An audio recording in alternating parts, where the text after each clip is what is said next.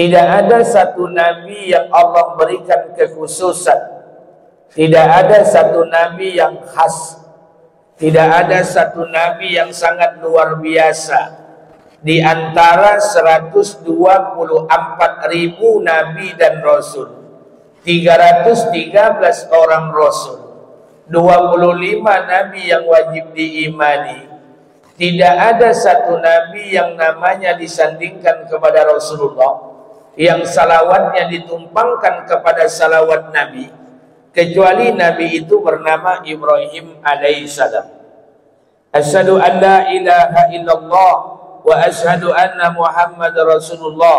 Allahumma salli ala Sayyidina Muhammad wa ala ali Muhammad kama sallaita ala Ibrahim wa ala ali Ibrahim.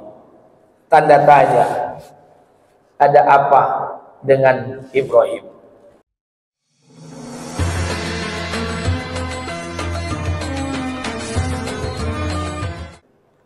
Bismillahirrahmanirrahim. Assalamualaikum warahmatullahi wabarakatuh.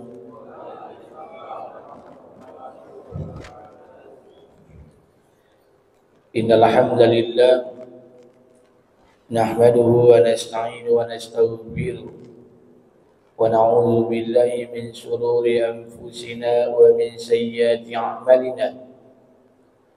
Asyhadu an la ilaha illallah wa asyhadu anna Muhammadan 'abduhu wa rasuluh.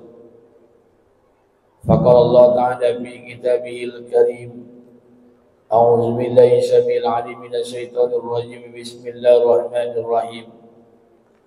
Atamuruna an-nasa bil birri wa tansawna anfusakum wa antum tatluna al-kitab afala taqilun.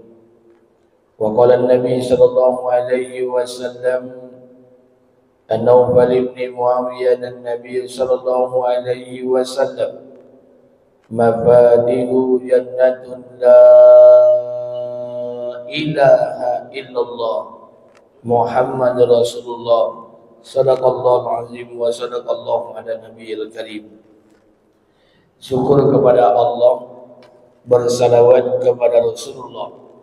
Mudah-mudahan pada subuh hari ini Allah Subhanahu wa taala senantiasa beri rahmat dan keberkahan buat kita bersama. Amin.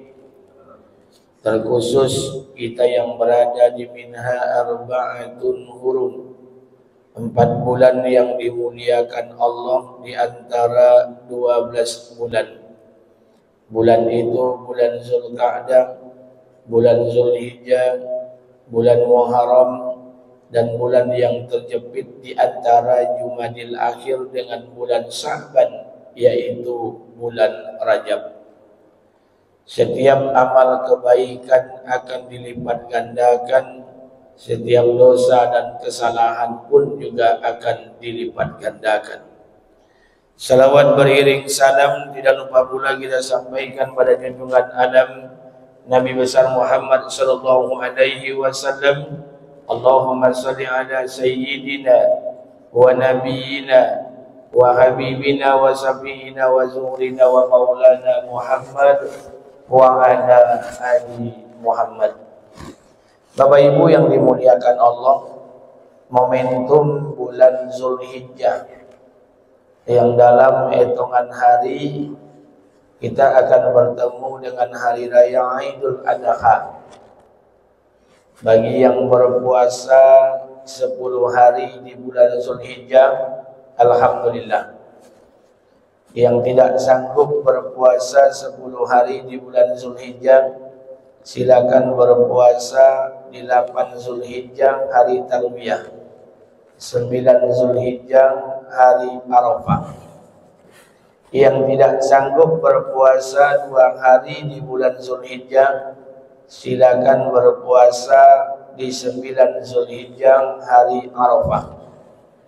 Yang tidak sanggup juga berpuasa di 9 Zulhijjah Arafah, maka cukup 1 hari 10 Zulhijjah kita menahan sejenak untuk tidak makan dan tidak minum, sampai khotib turun mimbar dalam pelaksanaan sholat hari raya Idul Adha.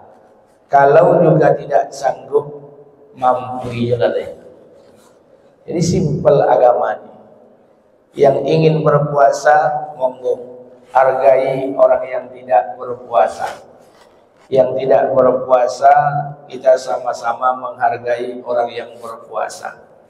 Penyakit kita hari ini, orang yang soleh ini, penyakitnya cuma satu, merasa soleh. Ada yang berpuasa merasa, ini gimana jemaah nih, kok ada yang puasa? Mohon maaf, ini puasa sunat. Ibu bapak ingin berpuasa, silakan. Yang tidak berpuasa, hargai mereka yang tidak berpuasa. Mungkin mereka punya uzur dan lain sebagainya. Baik, Bapak Ibu yang dimuliakan Allah Subhanahu wa taala. Saya sudah 2 kali diprotes oleh jamaah. Bilo Ustaz puasanya, kalau dia gila minum. Potong subuh di situ ditanya lagi, Ustaz puasa? Enggak. Dikasih nasi goreng, dikasih teh, dikasih kopi. Kapan Ustaz puasa? Nanti 8 Zulhijjah, 9 Zulhijjah. Tapi konsekuensinya 8-9 itu harus off ceramah. Kenapa Ustaz tidak ceramah? Kenapa tidak 10 hari aja Ustaz berpuasa? Ampun, jadwal sehari 7. 7 tuh ompe makan kambing.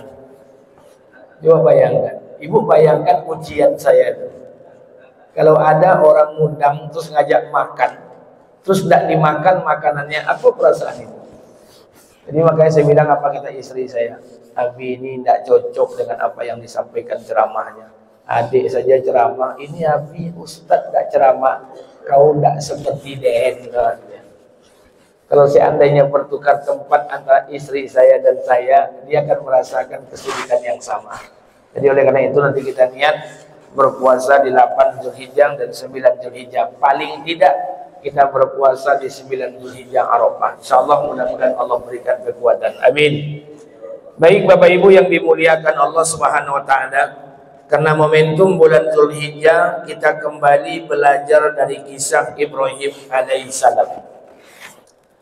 Kita belajar dari kisah Ibrahim yang dahulu pernah saya sampaikan tapi tidak akan diulangi. Kita mau lanjutkan.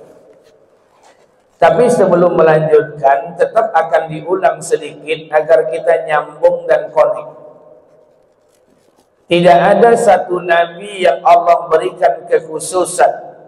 Tidak ada satu nabi yang khas. Tidak ada satu nabi yang sangat luar biasa. Di antara 124.000 nabi dan rasul, 313 orang rasul, 25 nabi yang wajib diimani. Tidak ada satu nabi yang namanya disandingkan kepada Rasulullah, yang salawatnya ditumpangkan kepada salawat nabi, kecuali nabi itu bernama Ibrahim alaihissalam. Asyhadu an la ilaha illallah wa asyhadu anna Muhammad Rasulullah. Allahumma salli ala Sayyidina Muhammad wa ala ali Muhammad kama sallaita ala Ibrahim wa ala ali Ibrahim.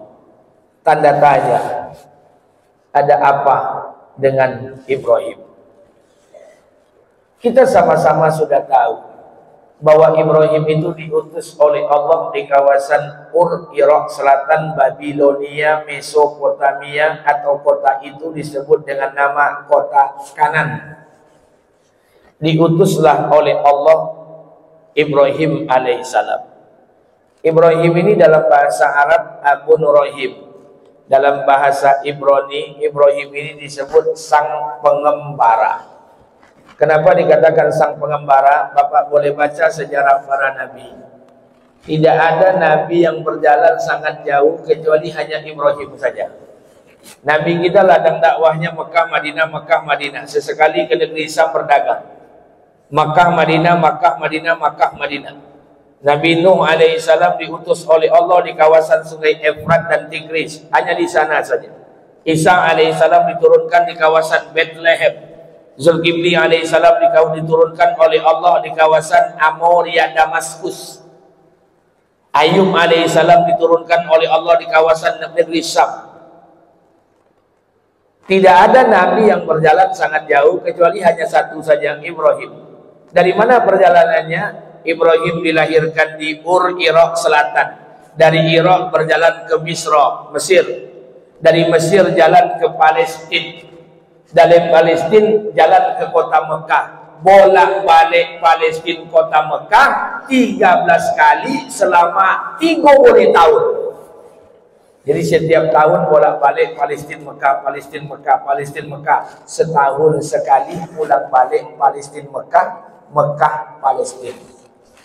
Jauh jaraknya, jauh. Jangan dihitung lagi berapa jarak antara Irak dengan Mesir. Jangan dihitung jarak antara Mesir dengan Palestina. Jangan dihitung jarak antara Palestina dengan kota Mekah. Semalam kami coret-coret dengan teman. Kalau Ibrahim itu berjalan dari Mekah ke Palestina atau Palestina kota Mekah, coba bayangkan. Ini kami hitung-hitung sama teman. Palestina kota Mekah itu jaraknya 1642 km. Ditempuh pakai pesawat 2 jam. Ditempuh pakai mobil kecepatan 100 km per jam, menghabiskan masa 43 jam. Tapi dulu tidak ada pesawat, dulu tidak ada mobil, yang ada unta. Unta itu tidak bisa diukur kecepatannya, karena kata orang Arab, unta yang lagi mut itu kalau berjalan 30 km menghabiskan masa 3 hari. Kalau Ibrahim menggunakan unta, jalan dari kota Palestina menuju kota Mekah, diperkirakan kata ulama 3 bulan 15 hari. Sekali pergi Palestina ke kota Mekah, pulangnya 3 bulan 15 hari.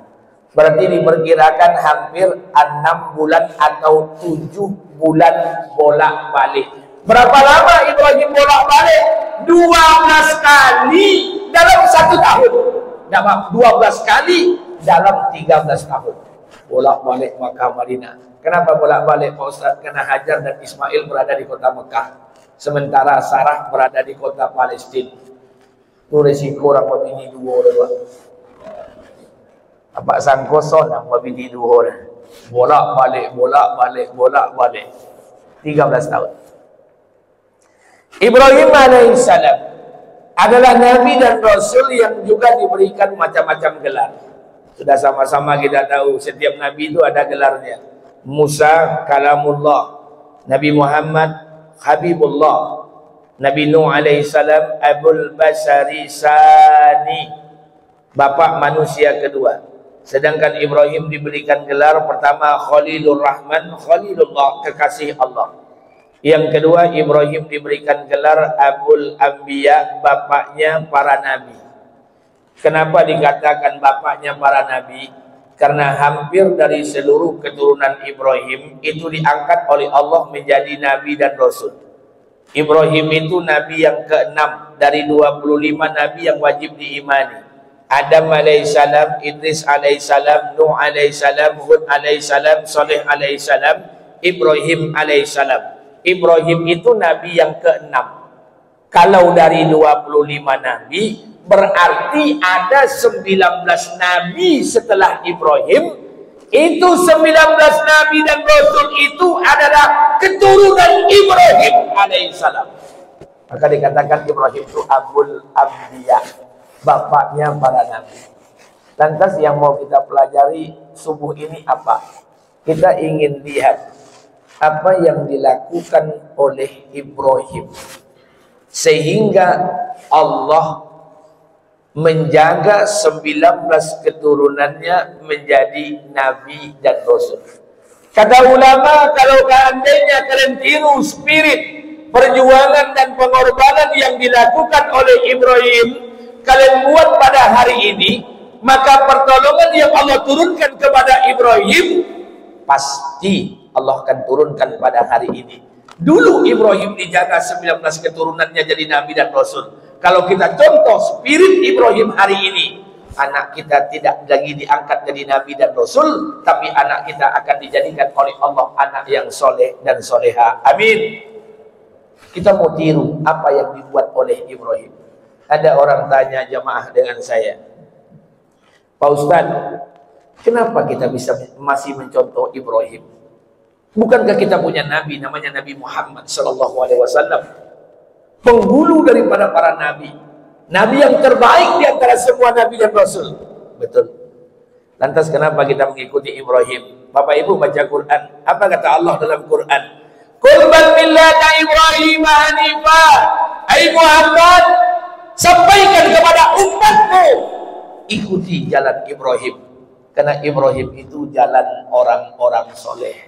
Makanya seluruh apa yang dilakukan Ibrahim satu keluarga diratifikasi, dilegitimasi menjadi syariat sampai hari ini. Pelaksanaan ibadah haji dan umroh, sampai hari ini kita melaksanakan penyembelihan hewan kurban. Itu semua syariat yang Allah tanamkan kepada kita melalui millata Ibrahim hanifah. Ikuti jalan Ibrahim. Pertanyaannya, apa yang dilakukan oleh Ibrahim? Ada 9 yang dilakukan oleh Ibrahim, sehingga Allah menjadikan 9 ini sebagai sebab Allah jaga keturunan Ibrahim. 19 keturunannya diangkat jadi nabi dan rasul. Kita mau buat satu persatu sesuai kemampuan kita. Baik, Bapak Ibu yang dimuliakan Allah Subhanahu wa taala. Yang pertama, apa yang dilakukan oleh Ibrahim alaihissalam? Yang dilakukan yang pertama oleh Ibrahim adalah Ibrahim memastikan dirinya. Saya tidak mengatakan istrimu, karena istri nanti bab kedua. Dirinya itu maksudnya pribadinya. Ibrahim memastikan dirinya menjadi orang yang terbaik di hadapan Allah. Jadi Ibrahim mempersoleh dirinya, memastikan dirinya itu menjadi orang yang terbaik. Orang yang terbaik itu maksudnya kebaikannya menurut Allah. Pastikan diri kita ini menjadi hamba yang terbaik di hadapan Allah. Kalau kita sudah menjadi hamba yang terbaik, kalau kita sudah soleh, kalau kita sudah taat, Allah ridho dengan kehidupan kita, maka jangan takut. Segala sesuatu keburukan yang datang kepada diri orang yang dipilih oleh Allah, maka keburukan itu akan dirubah oleh Allah menjadi kebaikan. Jadi ingat, kalau kita sudah baik di mata Allah, kalau kita sudah Allah ridho dengan kita, kalau Allah sudah sayang dengan kita, maka segala keburukan yang datang kepada orang yang dicintai oleh Allah, keburukan itu akan dirubah menjadi kebaikan. Sekarang saya tanya, Pak, Nabi Musa itu dipelihara oleh Fir'aun kira-kira dari godang atau dari ketek? Dari bayi. Dari bayi diambil oleh Asia, dibawa ke tengah-tengah istana Fir'aun, orang yang mau membunuhnya. Berapa lama Nabi Musa dipelihara oleh Fir'aun? 40 tahun. 40 tahun Nabi Musa dibesarkan di istana Fir'aun. Fir'aun itu kafir. Dia mengatakan, ana rabbukumul a'la, saya adalah Tuhan kalian yang maha tinggi. Fir'aun itu kafir. Kira-kira ini akal kita saja main, Pak, Bu. Selama 40 tahun Nabi Musa tinggal di istana Fir'aun, kira-kira ada enggak yang temakan dek Nabi Musa perkara-perkara haram? Karena yang bagi makannya Fir'aun. Ada. Tapi karena Nabi Musa ini dipilih oleh Allah, Nabi Musa ini dicintai oleh Allah, maka yang termakan, yang terpakai dari keburukan dirubah oleh Allah jadi kebaikan. Ini tugas kita hari ini, persoleh diri kita nih, Pak. Haram tetap haram, halal tetap halal. Yang termakan, yang terpakai dari perkara-perkara yang tidak baik akan dirubah oleh Allah menjadi kebaikan. Nabi Muhammad dilahirkan dari rahim Aminah. Ayah Nabi bernama Abdullah sudah meninggal dunia. Ketika Nabi dilahirkan, Siapa yang memberi makan Nabi mulai lahir sampai kecil, sampai nanti Nabi melepas menyusui, yang beri makan siapa? Jangan katakan Allah. Kalau Allah selesai kaji awak gini. Siapa yang memberi makan? Yang memberi makan Nabi, yang mengirimkan selalu makanan siapa? Abu Lahab.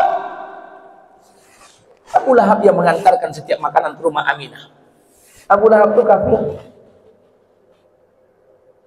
Pertanyaannya, kira-kira ada enggak yang termakan perkara-perkara yang tidak baik yang diberikan Abu Lahab kepada keponakannya? Pasti ada. Tapi karena Nabi ini dipilih oleh Allah, Nabi ini dicintai oleh Allah, maka perkara-perkara keburukan yang termakan, yang terpakai, semuanya diperbaiki oleh Allah menjadi kebaikan. Ibrahim, siapa yang memelihara Ibrahim? Azar. Azar ini orang soleh atau musyrik? Musyrik, pembuat berhala. Azar go dibuatnya patung, disembahnya dengan kaumnya. Setelah di patungnya patah, lapuk, dia buat lagi Tuhan. Dari patung, dari makanan, dari kue. Setelah dibuat, disembah, dimakan, dibuat lewat dia. Itu kerojo Azar, musyrik. Ibrahim dibesarkan di keluarga Azar. Sebagian orang mengatakan Azar ini adalah ayah Ibrahim. Sebagian lagi mengatakan Azar ini pamannya. Terserahlah. Yang penting Ibrahim berada di lingkungan Azar. Mulai dari bayi sampai Ibrahim dewasa, siapa yang kasih makan? Azar. Musyrik. Ada tidak yang termakan oleh Ibrahim? Perkara-perkara yang haram atau perkara yang tidak baik? Pasti ada. Tapi karena Ibrahim ini dipilih oleh Allah, Allah suka dengan dia, hambanya ini soleh, maka yang termakan, yang terpakai keburukan-keburukan yang selama ini diberikan kepada Ibrahim dirubah oleh Allah menjadi kebaikan. Ini pelajaran buat kita, Pak. Jadi kita ini jangan terlalu jelimet, Pak. Haram tetap haram, halal tetap halal. Jadi kalau ada orang yang tidak pernah datang ke masjid, berimpak dia, tidak usah pula dipelajari lagi, Pak. Ikut pengurus hobi mempelajari. Fajar itu tidak berkerajo ke masjid, tidak pernah kerajo main togel, jangan-jangan kopi togel. Jadi terima oleh Bapak tidak punya hak. Walaupun dia tidak sholat, terima sajalah. Ini pelajaran, Pak. Ada orang non muslim bantu keramik 200 kotak untuk kamar mandi. Terus saya terima oleh sholat, itu kafi itu. Pak, kalau diri kita ini baik, yang datang itu bahaya keburukan. Keburukan itu dirubah oleh Allah menjadi kebaikan. Jadi mohon maaf, yang halal tetap halal, yang haram tetap haram sepanjang jelas kehalalan dan keharamannya. Tapi kalau tidak jelas, Bapak tidak punya hak untuk mengkaji-kaji, Pak. Karena mohon maaf, orang-orang yang taat-taat seperti ini berimpak, belum tentu impaknya itu halal atau haram. Makanya mohon maaf, takwa ini pakaian kita. Jadi makanya saya katakan buat kita bersama, Bapak Ibu yang dimuliakan Allah, jangan ukur kaki kita dengan sepatu orang lain. Ada teman saya bilang, Pak Ustadz, saya kalau ke pasar Panam itu, saya tidak pernah beli ayam yang dipotong di pasar, Ustadz. Kenapa gitu, Pak? Karena saya ragu, Ustadz, tukang sembali ayam itu tak baca bismillah, tidak. Jadi kalau Bapak beli ayam, Abu beli ayam hidup di situ, Abu potong di rumah. Terus bagus. Bapak kalau ingin makan ayam, kemudian beli ayam hidup di pasar, kemudian potong di rumah. Kata teman saya, kenapa? Karena dia ragu sama tukang sembelihannya, entah baca bismillah atau tidak. Bagus. Iman pakaian kita bersama, takwa pakaian kita. Bapak kalau tidak suka dengan memotong orang di pasar, silakan beli ayam hidup potong di rumah. Silakan, tidak ada yang larang. Tidak ada yang salah, benar. Yang salah itu kalau Bapak ajak orang untuk tidak beli ayam di pasar, itu salah. Jadi kalau takwa itu pakaian kita, Pak. Tapi jangan diajak orang tidak beli ayam di pasar. Batumbuk, bego. Makanya simple. Bapak pakai janggut, monggo. Tapi jangan pas orang berjanggut dulu. Mau pakai jubah silakan, tapi jangan paksa satu jamaah pakai jubah. Jadi jangan ukur sepatu kita dengan kaki orang lain. Makanya mohon maaf, ini pelajaran buat kita sebetulnya. Ini mohon maaf kepada pengurus masjid yang menata, mengelola, memanage masjid. Maka saya katakan, Perbaiki diri kita, Pak. Nanti kalau ada yang termakan dari keburukan, kita kan tidak tahu. Yang datang tuh uang dari perkara yang subhat, yang halal, yang haram. Kita kan tidak tahu. Kadang-kadang samar-samar. Yang termakan, yang terpakai dari perkara yang buruk. Kalau kita baik di mata Allah, keburukan itu akan dirubah oleh Allah menjadi kebaikan. Makanya tujuan kita hari ini, pastikan diri kita menjadi orang yang terbaik. Ini yang pertama dilakukan oleh Ibrahim. Ibrahim memastikan dirinya menjadi orang yang baik di hadapan Allah. Barulah terbuka pintu gerbang, Allah akan jadikan anak kita menjadi anak yang soleh dan soleha. Dua, apa yang dilakukan oleh Ibrahim? Setelah Ibrahim memastikan dirinya menjadi orang yang baik, maka yang kedua, Ibrahim mulai memperbaiki keluarganya. Termasuk di dalamnya Azar, pamannya, ayahnya, lingkungan keluarganya. Ibrahim sudah mulai berdakwah.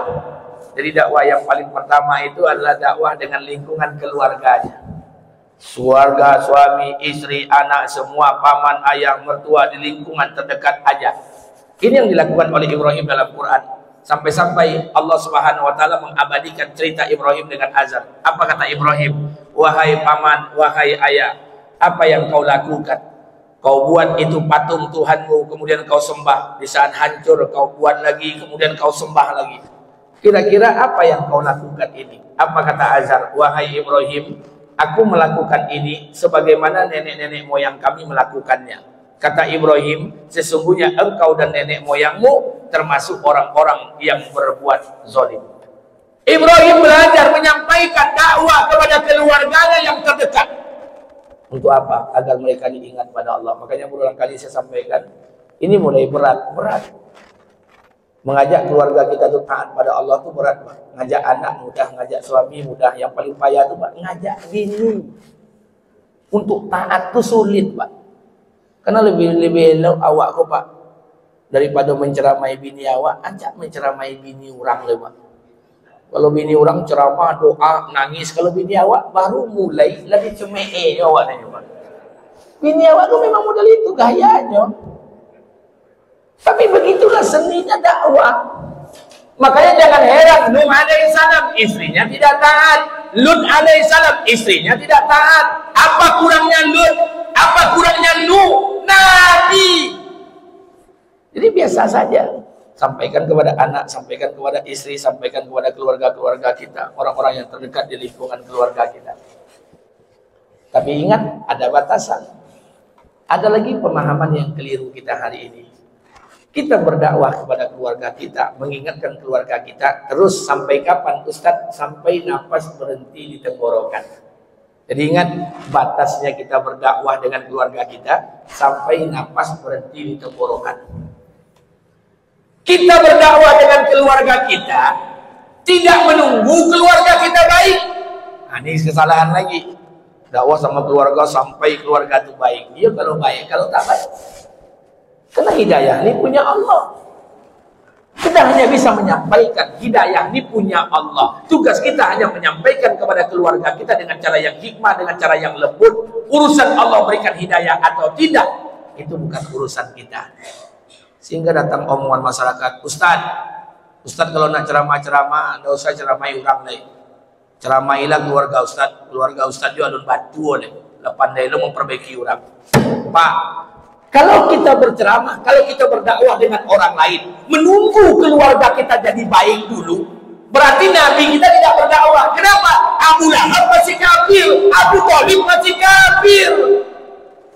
Abu Lahab ini paman Nabi, Abu Thalib ini paman Nabi. Abdul Muthalib punya bini, opek, punya anak, orang boleh. Dari istri pertama lahir Abdullah, Abu Thalib, Ruqayyah, Atikah dan lain-lain. Istri kedua lahir Abbas dan lain-lain. Istri ketiga lahir Hamzah dan lain-lain. Istri keempat lahir Lubna. Abu Lahab, Abbas, Hamzah, paman Nabi seayah tak seibu. Tapi Abu Thalib dan Abdullah seayah seibu. Abu Thalib kafir, Abu Lahab kafir.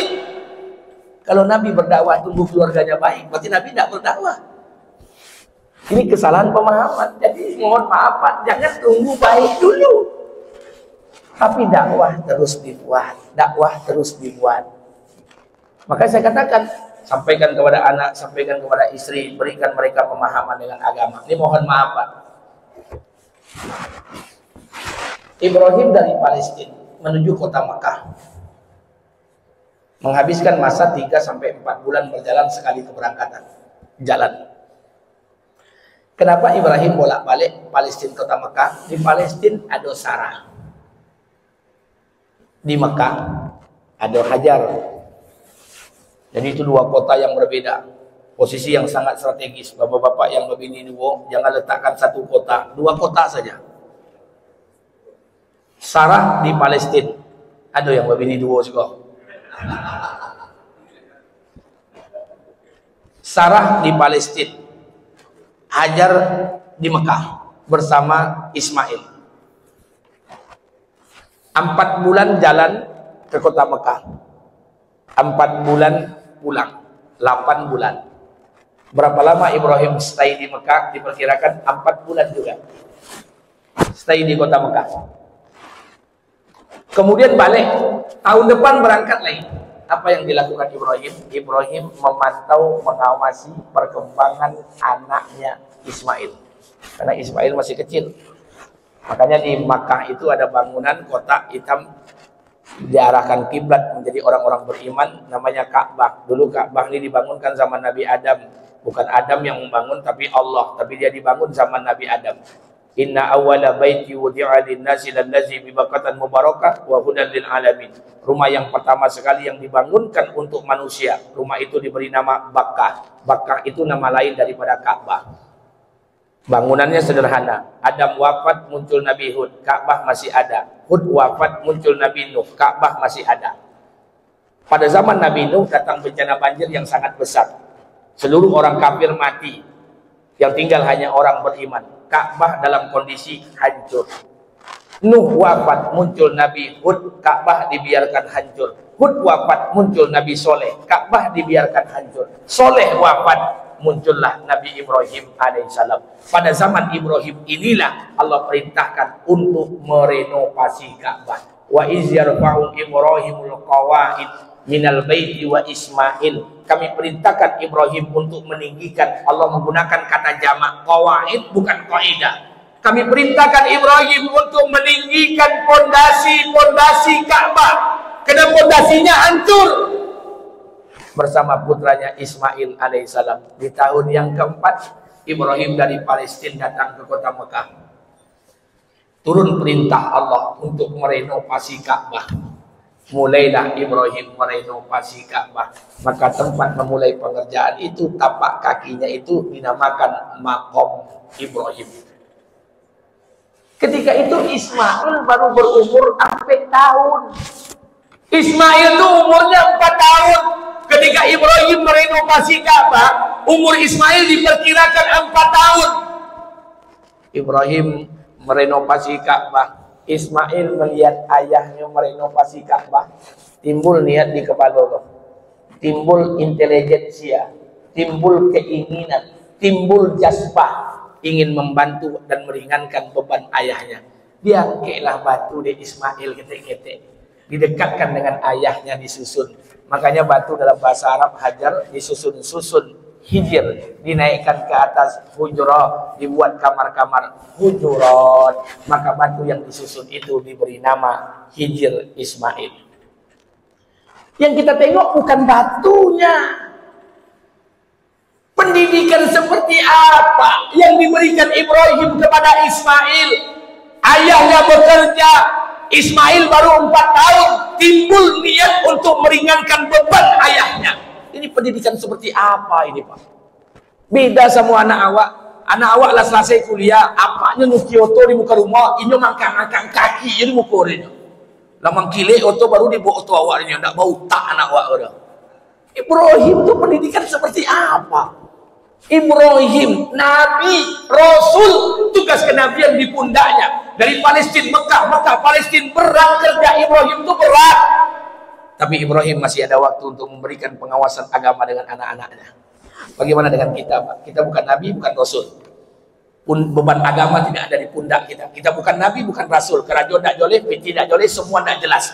Tapi tidak ada masa kita untuk dengan anak-anak kita dan istri kita. Ada tidak di antara kita masa untuk memurajaah hafalan Quran anak kita? Ada tidak kita punya masa mendengarkan bacaan Al-Fatihah istri kita? Tidak ada. Kalau bapak kaya, gaji 1 miliar sebulan tidak apa-apa, ikutlah kerajon tak boleh, peti tak boleh, tapi tidak ada waktu untuk anak bini. Begitu metode Ibrahim. Sehingga Ibrahim itu dijadikan oleh Allah. Makanya mohon maaf Pak. Di awal tadi saya sampaikan, kalau kita baik, maka keburukan-keburukan yang datang kepada kita, Allah akan rubah menjadi kebaikan-kebaikan. Kan beda dengan kita. Kita ini sudah makanan tidak jelas, amal tidak jelas, maka hidup awal tidak jane. Itu yang dilakukan, sampaikan kepada keluarga. Sampaikan kepada istri, kepada anak, kepada orang terdekat di lingkungan keluarga kita. Ajak mereka taat pada Allah. Ibu pulang ke rumah. Jangan kecewa kalau anak nak jadi PNS kecil. Anak boleh tidak punya pekerjaan tetap, tapi akan tetap punya pekerjaan. Anak boleh tidak punya penghasilan tetap, tapi pasti punya penghasilan. Jangan takut. PNS itu bukan syarat masuk surga.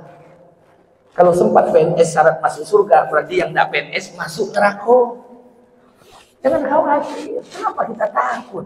Sekarang saya tanya pada ibu sekalian. Ini maaf, tolong jawab dengan jujur. Mana yang lebih penting? Makan nasi, bali oto, atau bali rumah? Tolong jawab. Makan nasi, bali oto, atau bali rumah? Iyo lah kok. Saya ulangi sekali lagi. Mana yang lebih penting? Makan nasi, beli mobil, atau beli rumah? Ibu-ibu nasi, bapak mau tanya, mana yang lebih penting Pak? Makan nasi, beli mobil, atau beli rumah? Saya tanya lagi, mana yang lebih penting? Makan nasi, beli mobil, atau beli rumah? Ibu makan nasi, bapak beli rumah. Dah, ini saya sampaikan. Kita ini orang bodoh. Kenapa dikatakan kita ini bodoh? Termasuk saya. Kita semua ini bodoh. Untuk memilih mana yang penting aja kita tidak paham. Sekarang saya tanya, ibu kalau tidak punya mobil masih bisa hidup atau tidak? Bapak kalau tidak punya rumah masih bisa hidup atau tidak? Bapak ibu kalau tidak makan nasi hari ini sampai 2 minggu berturut-turut masih bisa hidup atau tidak? Orang kalau tidak punya mobil masih bisa hidup. Orang kalau tidak punya rumah masih bisa hidup. Tapi kalau orang tidak makan, itu tidak bisa hidup. Kita ini bodoh. Kenapa? Bersyukur nunggu punya rumah. Bersyukur nunggu punya mobil. Kita ini bodoh beragama nih Pak. Kenapa kita tidak bisa bersyukur ketika kita masih bisa makan? Baru punya rumah, baru bersyukur. Baru dapat mobil, baru syukur. Terlalu repot agama ini dengan kita Pak. Kenapa kita tidak bisa bersyukur ketika kita masih bisa makan Pak? Datang ke rumah Ustaz, syukuran naik rumah. Bersyukur kalau ada dapat rumah. Bodoh kita beragama. Maka saya katakan kenapa kita tidak bisa bersyukur ketika kita bisa makan nasi. Karena tengok skala yang paling penting. Maka saya sampaikan buat kita bersama. Ini mohon maaf Pak. Agama itu mudah, simple. Cuman yang membuat ruwet itu kita. Repot. Baru bisa bersyukur kalau dapat rumah. Kalau bisa baru bisa bersyukur kalau dapat mobil. Tapi kita tidak pernah bersyukur ketika kita masih bisa makan. Padahal makan skala prioritas jauh lebih penting dibandingkan yang lainnya. Makanya hadirin yang dimuliakan Allah Subhanahu Wa Taala, sampaikan agama ini kepada keluarga kita. Kepada anak, adik, orang-orang yang kita cintai, sampaikan agama ini. Agar apa? Agar mereka nanti bisa menjadi orang-orang yang terpilih. Orang-orang yang dikasihi oleh Allah Subhanahu Wa Taala. 2. Ini yang dilakukan oleh Ibrahim. 3. Apa yang dilakukan oleh Ibrahim? Setelah Ibrahim berdakwah dengan keluarganya, Ibrahim mulai berdakwah dengan penguasa. Ibrahim berdakwah dengan Namrud laknatullah alaih. Dan ini menjadi pelajaran buat kita. Sedang berdakwah dengan keluarga, kita tetap juga berdakwah dengan penguasa yang ada di lingkungan kita. Penguasa di sini kan tidak mungkin Ibrahim berdakwah dengan Namrud, terus bapak berdakwah dengan Prabowo, itu tidak mungkin. Karena tidak kelas kita Pak. Kelas awak kan kelas lautek. Penguasa-penguasa yang ada di sekitar kita, ketua RT, ketua RW, ketua BSKM, ketua BKMT, ketua lorong, ketua pemuda, itu pangsa pasar kita. Dan saya sok-sok lah Pak. Saya dari minggu ini malas nengok TV Pak. Berita TV itu ijazah palsu ke ijazah palsu. Sakit kepala muda Pak. Saya ingin nonton sinetron, saya nengok berita lain, tapi sudahlah. Saya tidak ambil pusing Pak. Mau masalah ini, mau masalah itu, sudahlah. Saya ingin sampaikan buat kita bersama, sampaikan agama ini kepada orang-orang pemimpin-pemimpin atau tokoh-tokoh yang ada di sekitar kita. Jadi dakwah ini Pak, job description. Bapak jangan bilang dakwah ini di mimbar saja, enggak. Dakwah ini job description. Muazin berdakwah dengan azannya, imam berdakwah dengan bacaannya, Pak RT berdakwah dengan jajaran masyarakatnya, RW berdakwah dengan jajarannya, para ulama berdakwah dengan dalil dan hujahnya, para mubalik, para da'i berdakwah dengan ceramahnya, para mujahid berdakwah dengan pedangnya. Apalagi orang yang di kantor berdakwah dengan job description. Seorang suami berdakwah di rumah tangganya, istri berdakwah kepada anak-anaknya. Kalau ini kita ambil semuanya Pak, kita fokuskan untuk agama, maka pintu gerbang ketiga terbuka, peluang anak kita menjadi anak yang soleh dan soleha. Jadi dakwah itu tak mesti harus di mimbar, tidak. Maka saya katakan, dakwah ini sampaikan agama ini, sampaikan kepada mereka. Karena kata Allah, saya ulang-ulang sekali lagi, wa iza aradna an nuhlika qaryatan amarna mutrafiha wa fasaku fiha fa haqqu 'alaiha al-qaul. Apa kata Allah? Sebelum kami hancurkan satu kampung, sebelum kami hancurkan satu negeri, kami perintahkan orang-orang kaya, orang-orang yang didahulukan selangkah, RT-nya, RW-nya, lurahnya, camatnya, ketua lorongnya, ketua pemudanya, apalagi orang kayanya, tokohnya, nenek mambaknya, semondonya, budo kandungnya. Kami perintahkan untuk taat kepada Allah. Mutrofiha, fafasaku fiha, fahaqqu 'alaihal qaul. Kalau mereka tidak mau taat kepada kami, berlakulah hak kami atas mereka. Kami timpakan bencana di negeri mereka. Jadi Bapak jangan salahkan orang lain kalau bencana datang ke kampung kita. Karena tokoh-tokoh kita tidak mau taat dengan Allah. Sampaikan agama ini kepada mereka. Sampaikan agama ini kepada mereka. Makanya saya minta buat kita bersama Bapak Ibu yang mulia Allah. Tapi jangan tinggalkan dakwah di rumah, tetap berjalan. Dakwah di luar juga tetap berjalan dengan tokoh-tokoh yang ada. Pak Ustaz, awak kok mesti elok dulu Ustaz. Kalau lah elok, lah soleh, alim, itu baru boleh berdakwah. Pak, Bu, ini pemahaman yang keliru lagi.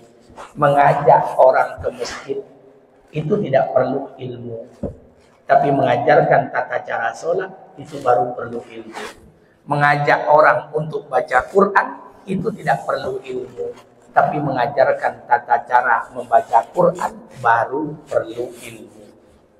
Jadi ngajak orang itu tidak perlu alim dulu.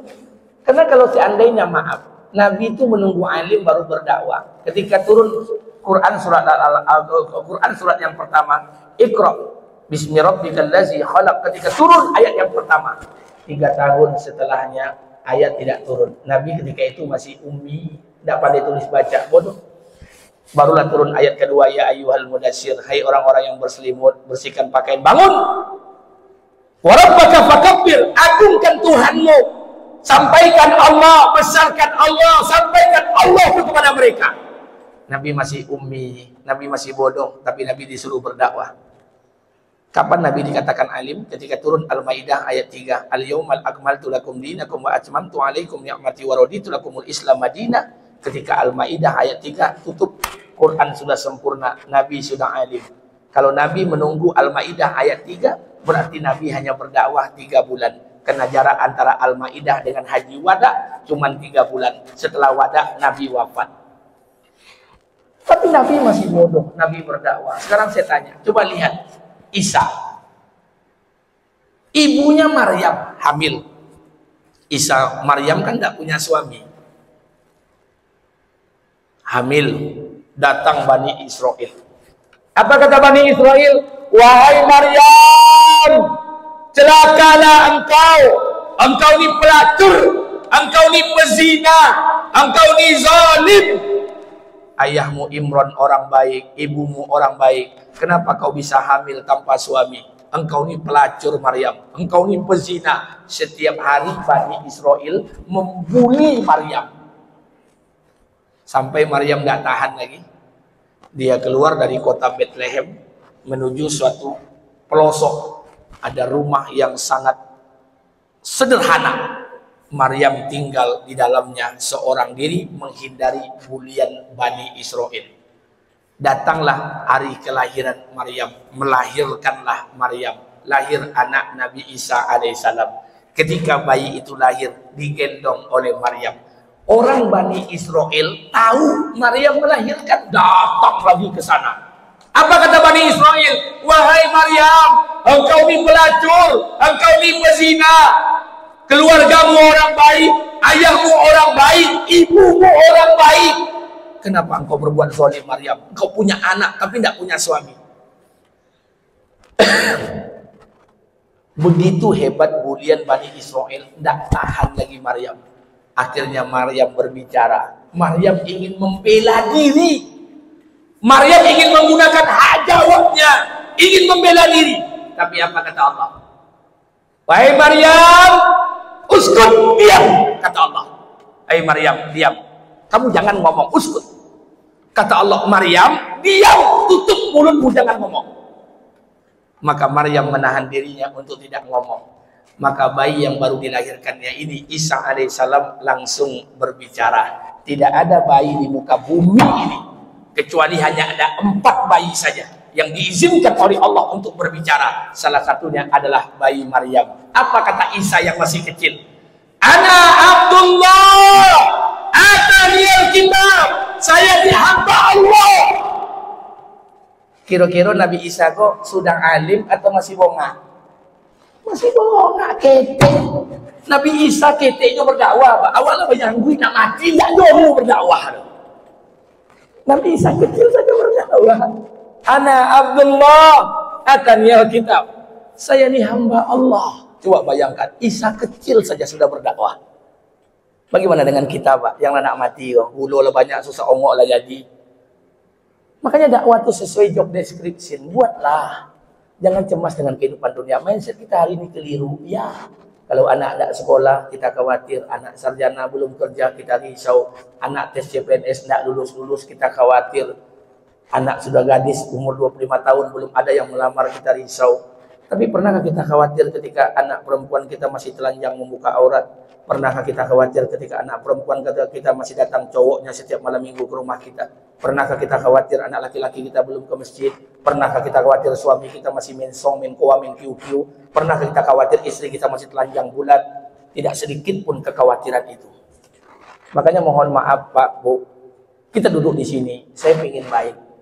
Agar Bapak Ibu jadi baik. Dan kita pulang ke rumah, keluarga kita menjadi keluarga yang baik. Ada di antara kita hari ini yang hobi, Pak. Di mana ada ceramah ustaz-ustaz hebat datang. Di mana datang tadi. Tapi dia tak bawa istrinya. Dia tak sampaikan kepada anaknya. Yang ikut mengaji inyo yang taat, istrinya yang bermaksiat. Ada juga sebagian di antara kita ibu-ibu. Wah, ini ustazku mantap, wah, datang kita sama-sama. Datang! Ibu tak bawa suami, tak bawa anak. Yang taat ibu, suami ibu tetap besar di meja koa, di meja song, di meja jumpa. Makanya dakwah ini perlu disampaikan. Sampaikan kepada keluarga kita. Sampaikan kepada orang-orang yang terdekat dalam lingkungan ini. Kalau ini yang kita lakukan, makanya mohon maaf, akan terbukalah pintu gerbang potensi anak kita akan dijadikan oleh Allah anak yang soleh dan soleha. Jadi jangan underestimate, jangan pesimis. Saya minta tolong kepada kita bersama, terkhusus saya pribadi demi Allah. Karena kita tidak pernah tahu hasil akhir sebuah kehidupan. Ibu bapak jangan pula menjudge saya. Ustadz itu kalau ceramah model itu berarti rumah tangganya sakinah. Enggak. Ibu jangan terlalu percaya dengan banyak ustadz. Ini mohon maaf. Tidak semua ustadz itu kadang-kadang mohon maaf. Kadang ustadz itu senyum, bininya mengowi. Kadang ustadz itu curah, bininya kiki. Macam-macam. Karena saya bukan nabi. Istri saya bukan bidadari. Kita yang datang ke masjid ini bukan orang baik. Kita ini orang kotor. Yang pingin jadi orang baik. Kita sedang belajar. Ingin jadi orang baik. Jadi kalau ibu tengok kesalahan-kesalahan ustadz, wah, tidak jelas ustadz tuh ceramah yo. Mohon maaf, kalau keburukan yang kita pandang, tunjukkan dengan saya. Manusia mana hari ini yang tidak berdosa? Yang tidak berdosa itu malaikat, yang maksum itu malaikat. Maka saya minta buat kita bersama, kita sedang proses. Untuk apa? Proses untuk menjadikan diri kita ini baik di hadapan Allah. Kalau kita ini sudah baik di hadapan Allah, mudah, urusannya mudah. Kita tidak tahu, makanya mohon maaf. Saya ingin sampaikan buat kita bersama di Masjid Babu Sobar, subuh Jumat semalam saya di sana. Ada teman saya punya anak 3 orang. Sekarang sakit kepalanya, memikirkan belikan mobil satu-satu buat anaknya, belikan rumah satu-satu buat anaknya. Saya tanya, untuk apa? Nanti anak saya kan sudah saya kasih rumah, ada perumahan satu, ini untuk anak paling besar. Perumahan yang lain ini 1 unit B36 untuk anak nomor 2, ini untuk anak nomor 3. Kemudian kena kuliah payah Ustaz, saya belikanlah mobil satu-satu. Kalau Honda kan agak rawan. Bagus. Kalau punya uang tidak ada masalah. Sekarang saya tanya pada kita bersama, Bu, Pak, dulu oma awak punya planning enggak dengan awak? Punya enggak rencananya? Boleh oto awak, boleh rumah? Enggak ada. Ini awaknya punya oto, punya rumah juga.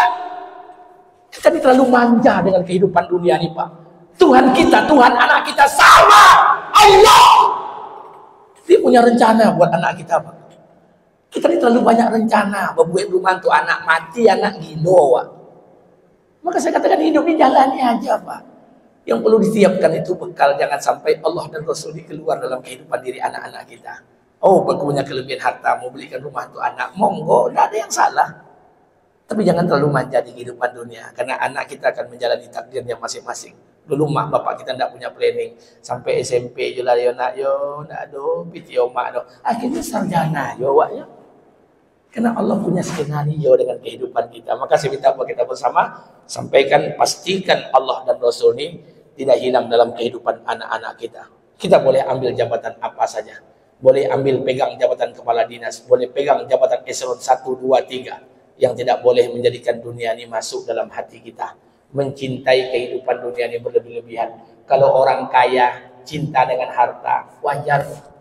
Kalau orang yang punya jabatan cinta dengan jabatan, wajar. Orang yang punya motor Pajero baru cinta dengan Pajero, wajar. Iko idu awak laban se piti ndak ado, oto ndak ado, cinta lo dengan oto itu kan dosa lo, Pak. Kalau orang kaya cinta itu biasa aja. Maka saya katakan mohon maaf buat kita bersama, kita belajar. Mulai sekarang mohon maaf. Apa yang diberikan Allah terima. Tidak usah, Pak. Makanya mohon maaf saya buat kita bersama, duduk dengan teman-teman, cari teman-teman yang menambah semangat, Pak. Kalau Bapak duduk sama kawan-kawan yang kayo, ibu hati awak. Kalau nak sonang hati Bapak punya hutang di bank 30 juta, duduklah sama kawan yang punya hutang di bank ompek rati juta. Ini tuh yang bahagia, Pak. Bapak punya mobil Innova jelek, berkawan sama orang yang punya oto kijang super, hati awak tenang. Ikut tak berkawan sama orang punya Pajero, ibu hati awak. Bila lah tak ganti Pajero ni, sampai kapan kita mau bersyukur, Pak? Maka saya katakan kalau mandang tu ke bawah, jangan mandang ke atas. Maka sekali lagi saya minta buat kita bersama, tapi kita ingin hidup tenang, ingin hidup kita ini bahagia. Saya berikan buat kita bersama, bertakwalah kepada Allah. Man aslama wajhahu lillah wa huwa muhsin wa lahu ajruhu inda rabbih wa la khaufun alaihim wa lahum yahzanun. Barang siapa yang menyandarkan urusan bulat-bulat kepada Allah, wa huwa muhsin, dia buat yang terbaik, wala khaufun alaihim wala hum yahzanun, maka Allah cabut di hatinya rasa takut dan takkan pernah bersedih hati. Oleh karena itu mudah-mudahan ini menjadi ibrah buat kita bersama, terkhusus saya yang menyampaikan. Baik, saya pikir cukup, lebih dan kurang saya mohon maaf. Sebelum saya minum, saya berikan kesempatan 1 menit untuk bertanya. Saya tidak bisa makan izin bersama pengurus, tidak bisa makan bersama. Yang pertama, tidak ada info gulai kambing. Yang kedua, jam 7 kok anak saya perpisahan. Sebetulnya bukan anak saya perpisahan, bini yang mau menyuruh. Jangan sampai tidak datang, Bi. Ini momen terakhir anak perpisahan jam 7. Insya Allah mudah-mudahan saya datang, saya bilang. Baik, saya berikan 1 menit. Kalau ada yang mau tanyakan, saya persilakan dengan segala hormat. Silakan, ada yang mau tanyakan? Bismillah.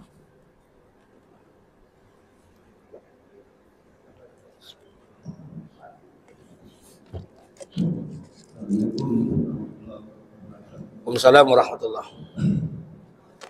Saya termasuk orang yang cemas dengan masalah badan saya, cemas. Iya, tapi Tapi setelah saya mendapat pencerahan yang Ustaz tadi disampaikan, akhirnya saya sadar bahwa yang saya cemaskan itu terlalu berlebihan. Apakah setelah saya pribadi meninggal kecemasan itu datang dan berobat atau gimana? Karena saat sekarang saya berobat semua punya buku. Dan pertanyaan saya, apakah kecemasan yang saya cemaskan masa depan saya ada mendengar ceramah itu, apakah itu mengganggu hilangnya kecemasan saya? Terima kasih. Baik, ada teman saya umur 55 tahun, dah tua, tapi gayanya masih muda. 3 bulan yang lalu dia melapor ke Ambo, Ustaz, Ambo mungkin nak berangkit ke Malaysia. Ngapa ke Malaysia? Anak ompek. Bekerja di Malaysia, Ustaz. Kerja apa? Bantu kakak jual martabak di Malaysia. Saya diam saja. Besoknya nyampe lagi, Ustaz. Bapak pendapat Ustaz, Ambo mungkin nak ke Malaysia. Di Malaysia tu martabak agak mahal, gaji awak lebih besar. Saya bilang, Tuhan orang Malaysia sama Tuhan orang Indonesia tu sama. Allah!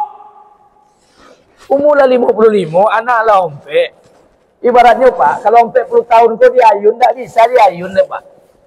Umur 0 sampai 10 waktu untuk mencilok, makan cik lolok. Umur 10 sampai 30 habis waktu untuk sekolah SD, S1, S2, S3.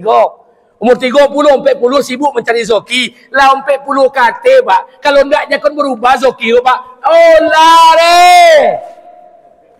Jadi basuh je lah. Kalau tukang lah sampai 10 Pak lah gamang. Naik kuda-kuda lah gampang Pak.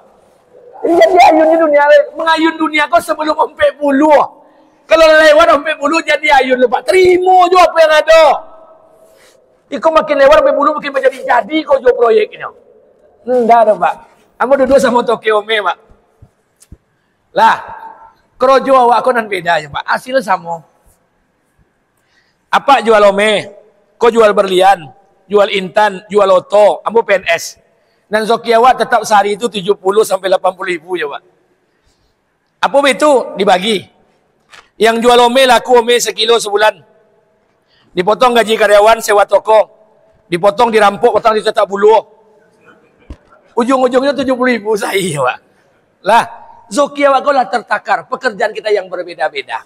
Maka saya katakan Bapak tadi, sebetulnya kita ini kan kecemasan. Cemas dengan kehidupan dunia. Yang memberikan was-was itu kan setan. Kita takut anak kita tidak jadi orang. Kita takut anak kita tidak jadi apa-apa. Tapi mak bapak kita dulu punya keyakinan yang betul kepada Allah. Sedikit pun tidak pernah cemas dengan kehidupan kita.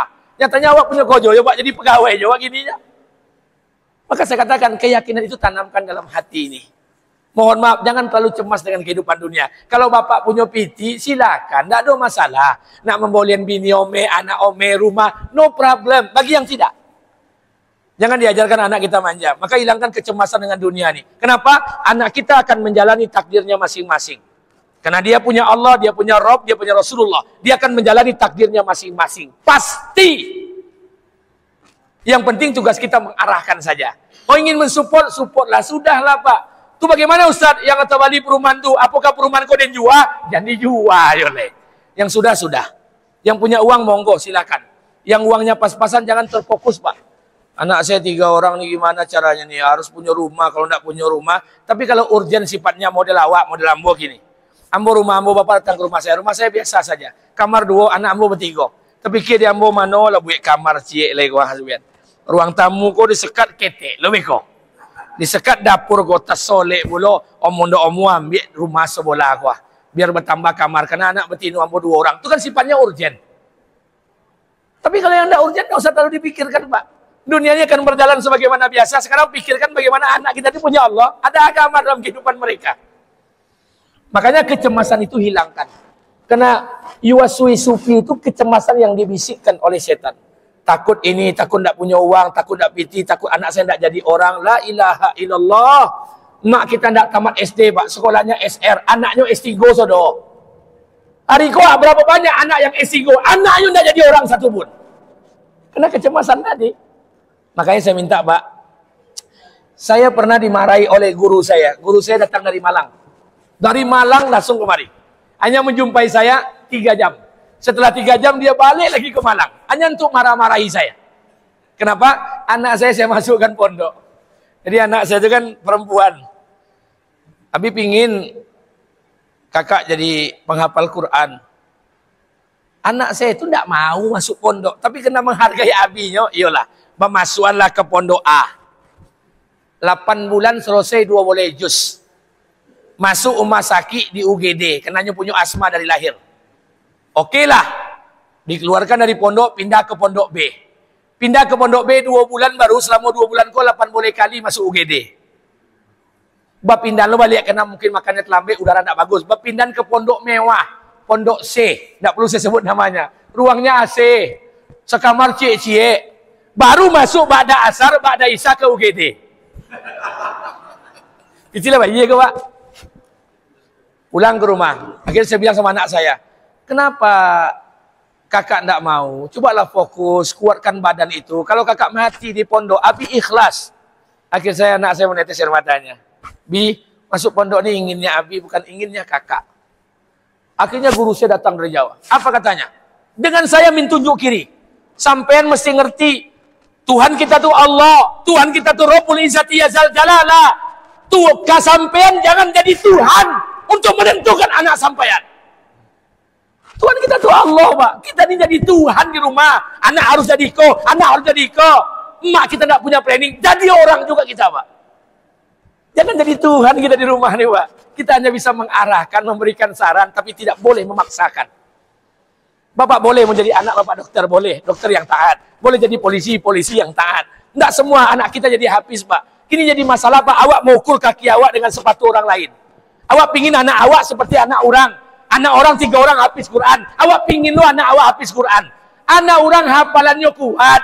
Ayah omaknya tahajud. Anak awak hafalannya lemah. Ayah omaknya takojui. Subuh jam 7.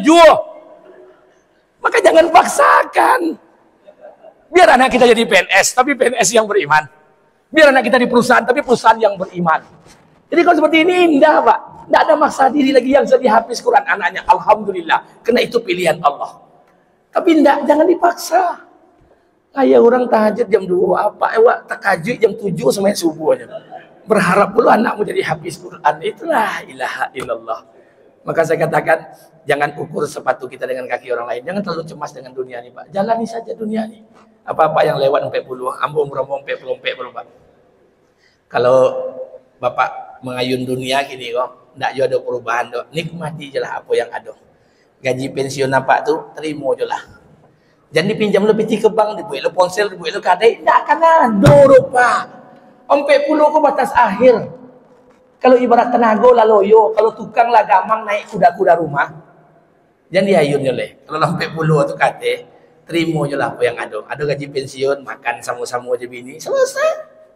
Anak jadi alhamdulillah, tidak jadi bersyukur. Gampang Pak, istri marah ladang surga, istri bahagia ladang surga, istri tersenyum kita belikan emas ladang surga kita, istri marah kita sabar ladang surga. Enak dunia ini Pak. Makanya kalau bini mau merepet, kamu diam aja macam tengok ini Allah.